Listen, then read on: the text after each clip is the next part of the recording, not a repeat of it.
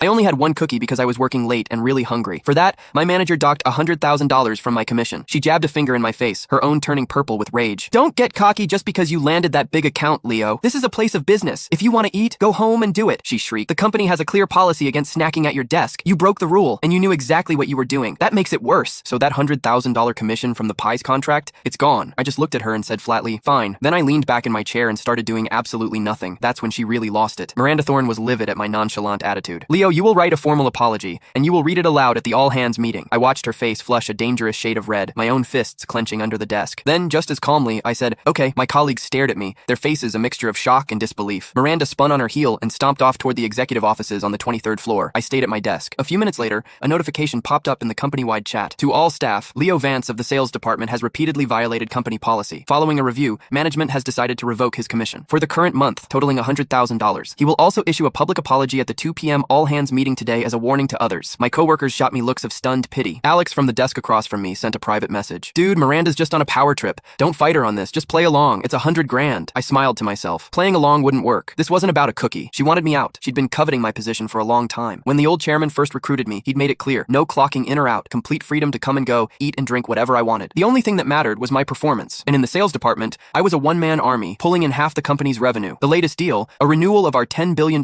contract with Peace Corp, took me only a week to lock down. Miranda probably thought my job was too easy. The jealousy was eating her alive. I replied to Alex, just wait. This afternoon isn't just about my public shaming. They're bringing in my replacement. Alex's icon showed a shocked emoji. I ignored it and calmly began organizing all my client files, printing out hard copies of everything. Then, I factory reset my company phone. Once that was done, I started writing my apology. Miranda came down once during that time, a smug, triumphant smirk on her face when she saw me typing away. At 2 o'clock, she personally escorted me to the 23rd floor conference room. Over 100 employees were seated, waiting. Miranda's voice boomed through the microphone. Let me reiterate, a company is a place of work, not your living room. We have repeatedly asked you to maintain a professional environment, but some people just don't listen. And don't think you're special just because the chairman himself hired you. Anyone can make a few phone calls, have a nice dinner, and sign a contract. Leo, get up here and deliver your apology. Let everyone see what happens when you disrespect the rules. I stood up and walked to the front, feeling the mix of pity and morbid curiosity from the crowd. Miss Thorne is right. I shouldn't have eaten a cookie at my desk. From this day forward, I will strictly adhere to all company policies and never cross the line again. Ms. Thorne, I'm not a man of many words. You told me not to eat, so I won't. My job as a salesperson isn't that important anyway. It's good that you finally understand. And given your repeated infractions, the executive team has decided to remove you from your position as sales director. You are now a junior sales associate. And this, she announced, gesturing to a greasy-looking man beside her,